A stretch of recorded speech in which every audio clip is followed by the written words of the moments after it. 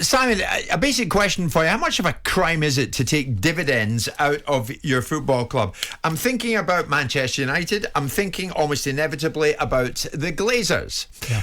And now Gary Neville is taking to Twitter saying the Glazer family should not be taking £11 million in dividends this Friday. It isn't right with the investment needed in the team, the stadium, the training ground. The club's cash position is low compared to previous years. Shouldn't be happening. So he's a balance sheet analyst now, is he? United shareholders are in line to earn payouts after the club revealed their financial results. Yeah. It appears the Glazers would get £11 million. Hardly earth-shattering money in terms of their own net worth of $4 billion. Mm-hmm. Should it be happening at all? Well, it's their business. They own it. So in principle, they have a dividend policy which applies to themselves and all the shareholders. So if they want to change a dividend policy or they want to remove their ability to take dividends, that's their prerogative. They don't need it, do they? No, of course they don't need it. And that's not the point. It's their gift to do it. Now, the United fans are saying, no, it's not their gift to do it because we are the ultimate owners of the football club. We are the spirit and body and backbone of the club. And that, in some extent, is true. Gary's position is that 2%, the club turns over £500 million a year, best part of, 2% of the turnover of this business, probably 0.1% of the actual worth of this business is being paid out in dividends. If this £11 million, which I agree, is in light of the conversations that Richard Arnold has chosen to have with a group of fans, and in light of the current state of Man United, it's probably not the greatest look in the world and probably doesn't need to happen. But if you set precedents where you don't do something because you're bowing to what people think you should and shouldn't do, then you'll have difficulty reversing out of that precedent, irrespective of the climate. Now, you mentioned Richard Arnold. The PR's not good at the moment. Here's the question. Go on. Do we believe, legitimately and genuinely believe, that the £11 million that they're going to take, put aside the moral argument and the outrage about how they shouldn't have to take it in the first place, do we believe that's going to stop Manchester United from doing anything? Is that £11 million going to stop them from investing in buying players, investing in the facility, investing in the training ground, investing in the stadium? If we believe that's going to stop, the £11 million is going to stop them from doing that, by all means, cue outrage. So answer your own question. Will it stop them doing that? Of course not. Right. What it does is... They can spend it in the training ground. What it does, if they're not going to spend money in the training ground, and they don't do that because they've taken £11 million out, then the argument can be waged and raged. The bottom line is, it's moral outrage, it's indignation. Our team is crap. You've run this football club for 17 years in a fashion which has taken it to where it is now. It's the worst team that we've seen in Man United for 25 years. The stadium isn't where we need it to be. We're in disarray and we don't like the fact you bought this football club without any football interest in it. And I listened to someone the other day talk about the people that own Man United are not football people.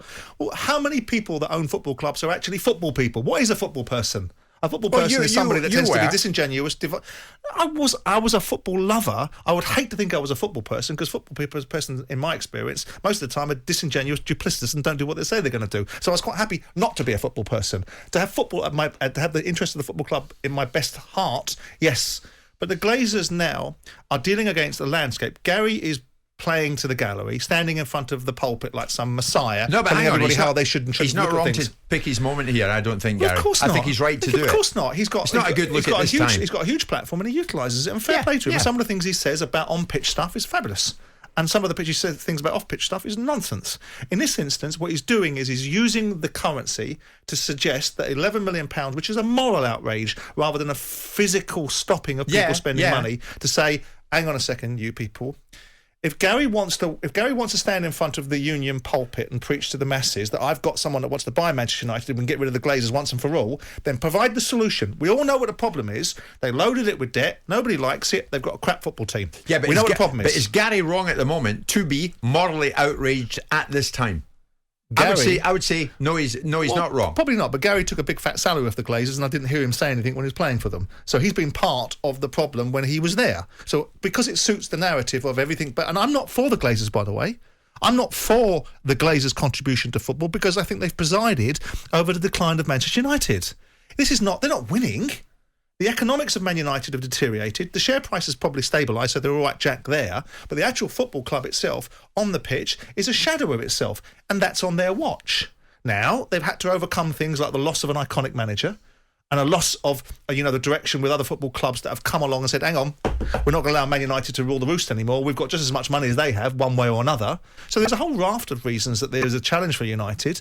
But I do believe, if I was the Glazers, would I stand hard and fast and say, well, you're not going to dictate to me what I can and can't do, and then I'll set a precedent and I'll be forever bowing to you, like Richard Arnold saying, I've heard some people that come around my house, so I'll go and meet them in a boozer. I would have said, do one. You want to see me? We'll do it properly. You're not going to threaten me by coming to my house to get me to come down to boozers and talk rubbish. Here's the thing. The Glazers can either take the stance of saying, we're not... Do you think, Jim, seriously, the Glazers will get one iota of positive press if they didn't take that dividend? I'm with you. They wouldn't, would they? No, they wouldn't. Turn around and say, I understand what you're saying. That's good. How about repaying some of the 100 million you've taken back? That's all you'd get. If you could not take a dividend this year, why don't you repay some of the dividends? No, but I tell you what, Simon, it is a very bad look at this time. If the Glazers stops them from doing anything. If the Glazers take 11 million quid and pocket it. But Richard, if they don't need it, do something with it. But billionaires don't. I don't suppose Elon Musk needs more money than he's got already, but he keeps on buying businesses that give him more money. It's the nature of the beast. But here's the thing: if it stops United from... Richard Arnold's put them right in the cart. If it stops them from investing in the training ground, stops them from acquiring players to compete with the best teams in the league, and stops them from investing inside the stadium... Which it doesn't. Then get off your moral outrage and make the Glazers back your football team back to a position where it's winning the league. That's where you should be focused. And I know, I'm not a Man United fan. That's a bit more long-term, mate, isn't it? Well, that's a lot more long-term, Simon. It's as long-term as effective management will allow it to be. Right. If he gets effective management in there and backs it properly, and they stop buying pups and start buying the real deal, and they start getting hold of the situation and turning it around, then they'll not ever be off the hook. But the narrative will dial down again. It will soften a little bit. So you say to the critics like Gary, focus your attention elsewhere.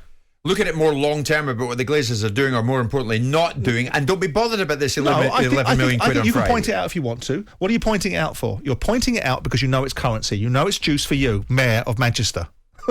Okay. Okay. So 11 million quid is to be pocketed by the Glazers.